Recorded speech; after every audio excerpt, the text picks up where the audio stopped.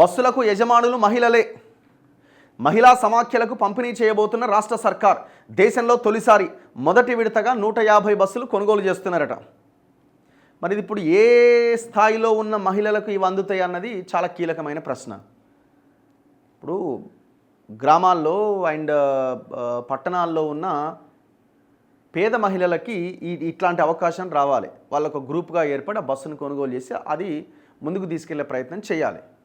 మరి అందులో కూడా మళ్ళీ డబ్బులు ఉన్న వాళ్ళు, ఇన్ఫ్లుయెన్స్ ఉన్న వాళ్ళు ఎంటర్ అయితే మళ్ళీ ఆ పైసలున్న మహిళలకే పోతుంది, పైసలున్న కుటుంబాలకి మహిళలకే పోతాయి. సో అది జరగకుండా చూసుకోవాలి. ఇది ఉపాధి కల్పించే ఒక మార్గంగా మీరు తీసుకొస్తున్నారు కాబట్టి అర్హులైన వాళ్ళ లిస్టు కూడా ఆ రకంగానే ఉండాలి. మహిళా సమాఖ్యలకు ఈ బస్సులు పంపిణీ చేస్తారట.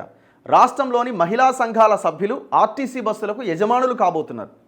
ప్రతి మండల మహిళా సమాఖ్యకు ఒక్కొక్కటి చొప్పున మొత్తం 600 బస్సులను కొనుగోలు చేసి ఆర్టీసీకి అద్దెకిచ్చేందుకు అనుమతిస్తూ రాష్ట్ర ప్రభుత్వం మంగళవారం ఉత్తర్వులు జారీ చేసింది.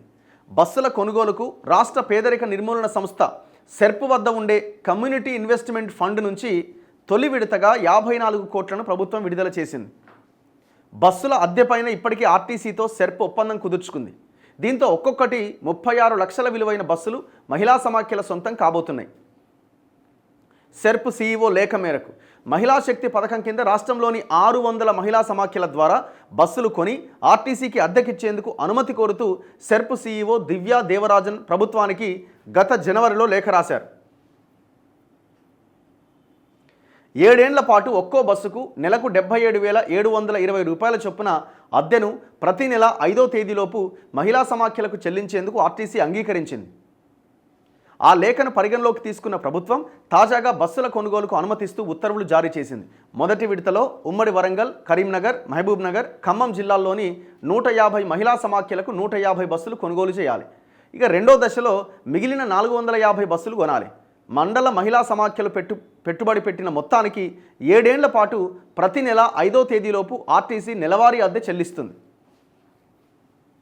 ఆర్టీసీ అద్దె బస్సులని ఆర్సీలో నమోదు చేయాలి.